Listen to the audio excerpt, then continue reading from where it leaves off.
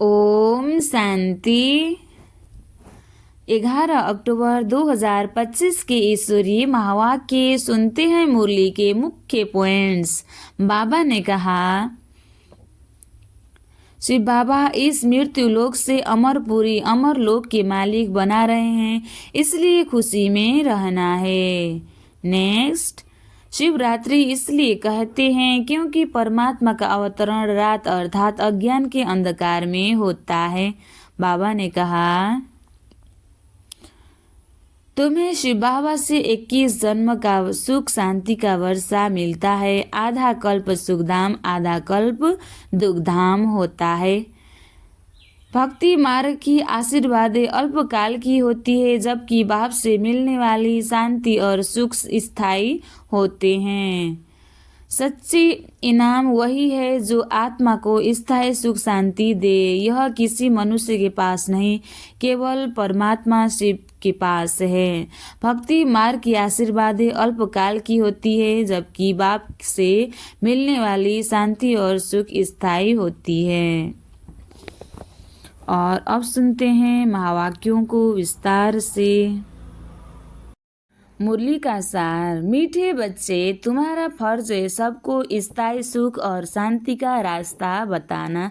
शांति में रहो और शांति की इनाम दो। मीठे बच्चे, तुम्हारा फर्ज है सबको स्थायी सुख और शांति का रास्ता बताना। शांति में रहो और शांति की इनाम दो। प्रश्न, किस गुह्य राज को समझने के लिए बेहद की बुद्धि चाहिए? उत्तर में बाबा कहते हैं, ड्रामा की जो सीन जिस समय चलती है उस समय ही चलेगी। इसकी एक्यूरेट आयु है। बाप भी अपने एक्यूरेट टाइम पर आते हैं। इसमें 1 सेकेंड का भी फर्क नहीं पड़ सकता है। पूरे 5000 वर्ष के बाद बाप आकर प्रवेश करते हैं। यह गुह्य राज समझने के लिए बेहद की बुद्धि चाहिए। गीत, बदल जाए दुनिया न बदलेंगे हम। ओम शांति। रूहानी बच्चों प्रति रूहानी बाप बैठ समझाते हैं, बच्चे को रास्ता बताते हैं शांति धाम और सुख धाम का। इस समय सब मनुष्य विश्व में शांति चाहते हैं, हर एक इंडिविजुअल भी चाहते हैं और विश्व में भी शांति चाहते हैं। हर एक कहते हैं मन की शांति चाहिए। अब वह भी कहाँ से मिल सकती है? शांति का सागर तो बाप ही है, जिससे वर्षा मिल सकता है। इंडिविजुअल भी मिलता है, होलसेल भी मिलता है, यानी सबको मिलता है। जो बच्चे पढ़ते हैं समझ सकते हैं हम शांति का वर्षा लेने अपना भी पुरुषार्थ करते हैं, औरों को रास्ता बताते हैं। विश्व में शांति तो होनी ही है, चाहे कोई वर्षा लेने आए व न आए।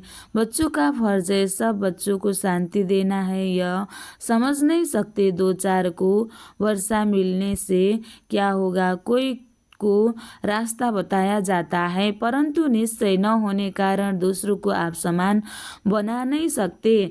जो निश्चय बुद्धि है वह समझते हैं बाबा से हमको वर मिल रहा है, वरदान देते हैं न। आयुष्मान भव, धनवान भव भी कहते हैं। सिर्फ कहने से तो आशीर्वाद नहीं मिल सकती, पुरुषार्थ करना पड़ता है। आशीर्वाद मांगते हैं तो उनको समझाया जाता है, तुमको शांति चाहिए तो ऐसे पुरुषार्थ करो, मेहनत से सब कुछ मिलेगा। भक्ति मार्ग में कितने आशीर्वाद लेते हैं। माँ बाप, टीचर, गुरु आदि सबसे मांगते हैं हम सुखी और शांत रहे, परंतु रह नहीं सकते क्योंकि इतने ढेर मनुष्य हैं, उनको सुख शांति मिल कैसे सकती। गाते भी हैं, शांति देवा बुद्धि में आता है, हे परम पिता परमात्मा हमको शांति की बख्शिश करो। वास्तव में बख्शिश उसको कहा जाता है जो चीज उठाकर देवे। कहते यह तुमको बख्शिश है, इनाम है। बाप कहते हैं बख्शिश कोई कितने भी करते हैं, धन की, मकान की, कपड़े आदि करते हैं, वह हुआ दान पुण्य। अल्पकाल के लिए मनुष्य को देते हैं, साहूकार गरीब को अथवा साहूकार को देते आए हैं, परंतु वह तो है शांति और सुख स्थायी। यहाँ तो कोई एक जन्म के लिए भी सुख शांति नहीं दे सकते, क्योंकि उनके पास है ही नहीं। देने वाला एक ही बाप है। उनको सुख शांति पवित्रता का सागर कहा जाता है। ऊंचते ऊंच भगवान की ही महिमा गाई जाती है। समझते हैं उनसे ही शांति मिलेगी। फिर वह साधु संत आदि पास जाते हैं, क्योंकि भक्ति मार्ग है ना। तो फेरा फिराते रहते हैं। वह सब है अल्पकाल के लिए पुरुषार्थ।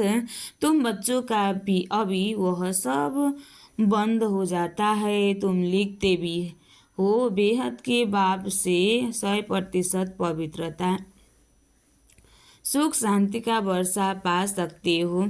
यहाँ 100% अपवित्र दुख अशांति है, परंतु मनुष्य समझते नहीं।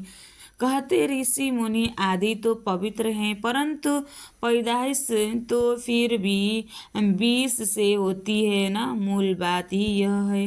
रावण राज्य में पवित्रता हो न सके। पवित्रता सुख आदि सबका सागर एक ही बाप है। तुम जानते हो हमको शिव बाबा से 21 जन्म अर्थात आधा कल्प 2500 वर्ष के लिए वर्षा मिलता है।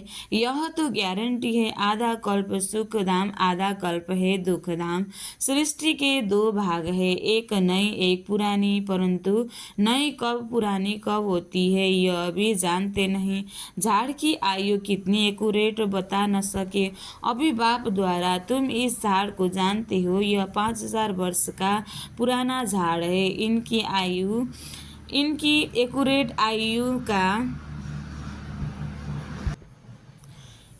एक्यूरेट आयु का तुमको पता है। यह जो झाड़ होते हैं उनकी आयु का किसी को पता नहीं होता है। अंदाज बता देते हैं, तूफान आया, झाड़ गिरा, आयु पूरी हो गई।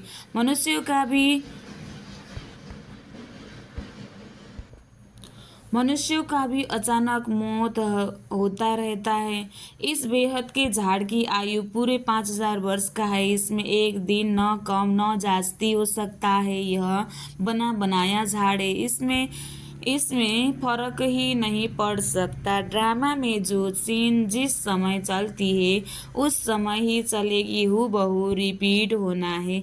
आयु भी एक्यूरेट है। बाप को भी नई दुनिया स्थापन करने आना ही है। एक्यूरेट टाइम पर आते हैं। 1 सेकंड का भी उसमें फर्क नहीं पड़ सकता। यह भी अब तुम्हारी बेहद की वृद्धि हुई, तुम ही समझ सकते हो। पूरे 5000 वर्ष बाद बाप आकर प्रवेश करते हैं, इसलिए शिवरात्रि कहते हैं। कृष्ण के लिए जन्माष्टमी कहते हैं। शिव की जन्माष्टमी नहीं कहते, शिव की रात्रि कहते हैं। क्योंकि अगर जन्म हो तो फिर मौत भी हो। मनुष्यों का जन्मदिन कहेंगे, शिव के लिए हमेशा शिवरात्रि कहते हैं। दुनिया में इन बातों का कुछ भी पता नहीं। तुम समझते हो शिवरात्रि क्यों कहते हैं, जन्माष्टमी क्यों नहीं कहते। उनका जन्म दिव्य अलौकिक है, जो और कोई का हो नहीं सकता। यह कोई जानते नहीं। शिव बाबा कब कैसे आते हैं, शिवरात्रि का अर्थ क्या है, तुम ही जानते हो। यह है बेहद की रात। भक्ति की रात पूरी हो दिन होता है। ब्रह्मा की रात और दिन हो तो फिर ब्राह्मणों का भी हुआ। एक ब्रह्मा का खेल थोड़े ही चलता है। अब तुम जानते हो। अब दिन शुरू होता है। पढ़ते पढ़ते जाए, अपने घर पहुँचेंगे। फिर दिन में आएंगे। आधा कल्प दिन और आधा कल्प रात गाई जाती है, परंतु किसी की भी बुद्धि में नहीं आता। वो लोग तो कहेंगे कि कलयुग की आयु 40,000 वर्ष बाकी है, सतयुग की लाखों वर्ष है। फिर आधा आधा का हिसाब ठहरता नहीं।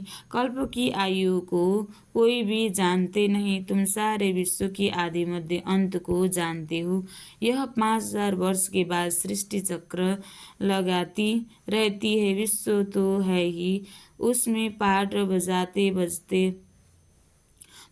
बजाते मनुष्य ही तंग हो जाते हैं। यह क्या आवागमन है। अगर 84 लाख जन्म का आगमन होता तो पता नहीं क्या होता। न जानने के कारण कल्प की आयु भी बढ़ा दी है। अभी तुम बच्चे बाप से सम्मुख पढ़ रहे हो, अंदर में वासना आती है। हम प्रैक्टिकल में बैठे हैं। पुरुषोत्तम संगम युग को भी जरूर आना है। कब आता है, कैसे आता है, यह कोई भी नहीं जानते। तुम बच्चे जानते हो तो कितना गदगद होना चाहिए। तुम ही कल्प कल्प बाप से वर्षा लेते हो, अर्थात माया पर जीत पाते हो, फिर हारते हो। यह है बेहद की हार और जीत। उन राजाओं की तो बहुत है, बहुत ही हार जीत होती रहती है। अनेक लड़ाइयाँ लगती रहती है। छोटी सी लड़ाई लगती है तो कह देते हैं अब हमने जीता। क्या जीता? थोड़े से टुकड़े को जीता। बड़ी लड़ाई में हारते हैं तो फिर झंडा गिरा देते हैं। पहले पहले तो एक राजा होता है, फिर और वृद्धि होते जाते हैं। पहले पहले इन लक्ष्मी नारायण का राज्य था, फिर और राजाएं आने शुरू हुए। जैसे पोप का दिखाते हैं, पहले एक था, फिर नंबरवार और पोप भी बैठते गए। किसी की मृत्यु का तो ठिकाना भी नहीं है। तुम बच्चे जानते हो हमको बाबा अमर बना रहे हैं, अमरपुरी का मालिक बना रहे हैं। कितनी खुशी होनी चाहिए। यह है मृत्यु लोक, वह है अमर लोक। इन बातों को नया कोई समझ न सके, उनको मजा नहीं आएगा जितना पुरानों को आएगा। दिन प्रतिदिन वृद्धि को पाते रहते हैं, निश्चय पक्का हो जाता है। इसमें सहनशीलता भी बहुत होनी चाहिए। यह तो आसुरी दुनिया है, दुख देने में देरी नहीं करते। तुम्हारी आत्मा कहती है हम अभी बाप की सिरमत पर चल रहे हैं। हम संगम युग पर है, बाकी सब कलयुग में हैं। हम अभी पुरुषोत्तम बन रहे हैं। पुरुषों में उत्तम पुरुष पढ़ाई से ही बनते हैं। पढ़ाई से ही चीफ जस्टिस आदि बनते हैं ना। तुमको बाप पढ़ाते हैं, इस पढ़ाई से ही अपने पुरुषार्थ अनुसार पढ़ पाते हो। जितना जो पढ़ेंगे उतना ग्रेड मिलेगी। इसमें राजाई की ग्रेड है, वैसे उस पढ़ाई में राजाई की ग्रेड नहीं होती है। तुम जानते हो हम राजाओं का राजा बन रहे हैं तो अंदर में कितनी खुशी होनी चाहिए। हम डबल सिरताज बहुत ऊंच बनते हैं। भगवान बाप हमको पढ़ाते हैं। कभी कोई समझ न सके कि निराकार बाप कैसे आकर पढ़ाते हैं। मनुष्य पुकारते भी हैं, हे पतित पावन आकर हमको पावन बनाओ, फिर भी पावन बनते नहीं। बाप कहते हैं काम महाशत्रु है। तुम एक तरफ पुकारते हो कि पतित पावन आओ, और मैं आया हूँ, कहता हूँ बच्चे पतित पना छोड़ दो, तो तुम छोड़ते क्यों नहीं? ऐसे थोड़े ही बाप तुमको पावन बनाए और तुम पतित बनते रहो। ढेर ऐसे पतित बनते हैं, कोई सत्य बताते हैं बाप यह भूल हो गई। बाबा कहते हैं कोई भी पाप कर्म हो जाए तो फौरन बताओ। कोई सच कोई झूठ बोलते हैं, कौन पूछते हैं? मैं थोड़े ही एक एक के अंदर को बैठ जानूंगा, यह तो हो न सके। मैं आता हूँ सिर्फ राय देने। पावन नहीं बनेंगे तो तुम्हारा ही नुकसान है। मेहनत कर पावन से फिर पतित बन जाएंगे तो फिर तो की कमाई चट हो जाएगी, लज्जा आएगी। हम खुद ही पतित बन पड़े हैं, फिर दूसरे को कैसे कहेंगे कि पावन बनो? अंदर खाएगा कि हमने कितना फरमान का उल्लंघन किया। यहाँ तुम बाप से डायरेक्ट प्रतिज्ञा करते हो। जानते हो बाबा हमको सुख शांति धाम का मालिक बना रहे हैं।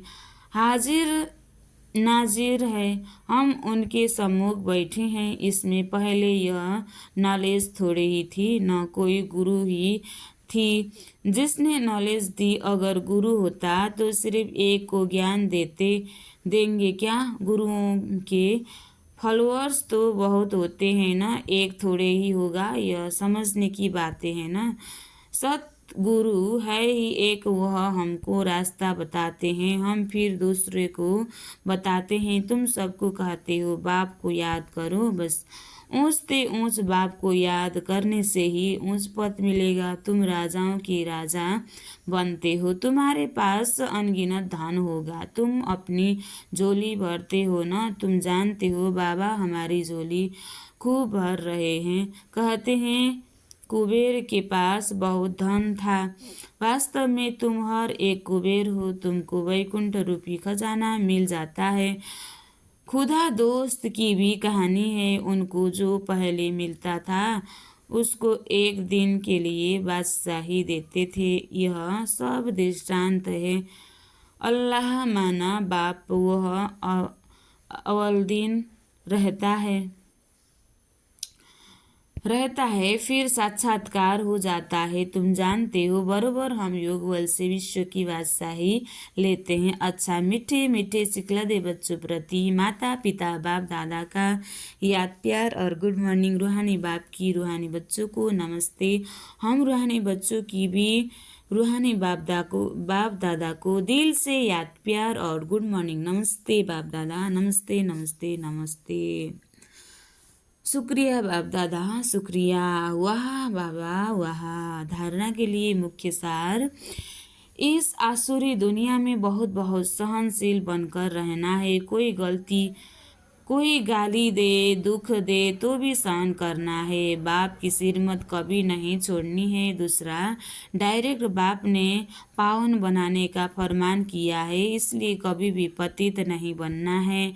कभी कोई पाप हो तो छिपाना नहीं है। आज बाबा ने वरदान दिया है, इकोनॉमी और इकोनॉमी के पाठ द्वारा हलचल में भी अचल अडोल भव। इकोनॉमी और इकोनॉमी के पाठ द्वारा हलचल में भी अचल अडोल भव। समय प्रमाण वायुमंडल अशांति और हलचल का बढ़ता जा रहा है। ऐसे समय पर अचल अडोल रहने के लिए बुद्धि की लाइन बहुत क्लियर होनी चाहिए।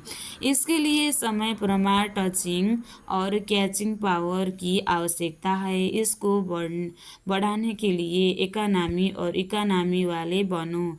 इकोनॉमी और इकोनॉमी करने वाले बच्चों की लाइन क्लियर होने के कारण बाप दादा के डायरेक्शन को सहज कैच कर हलचल में भी अचल अडोल रहते हैं। स्लोगन, स्थूल सूक्ष्म कामनाओं का त्याग करो तब किसी भी बात का सामना कर सकेंगे। स्थूल सूक्ष्म कामनाओं का त्याग करो तब किसी भी बात का सामना कर सकेंगे। अव्यक्त इशारे स्वयं और सर्व के प्रति मनसा द्वारा योग की शक्तियों का प्रयोग करो। विस्तार, अभी मनसा की क्वालिटी को बढ़ाओ तो क्वालिटी वाली आत्माएं समीप आएगी। इसमें डबल सेवा है, स्व की भी और दूसरों की भी। स्व के लिए अलग मेहनत नहीं करनी पड़ेगी, प्रारब्ध प्राप्त है, ऐसी स्थिति अनुभव होगी। इस समय की श्रेष्ठ प्रारब्ध है सदा स्वयं सर्व प्राप्तियों से संपन्न रहना और संपन्न बनना। अच्छा, ओम शांति।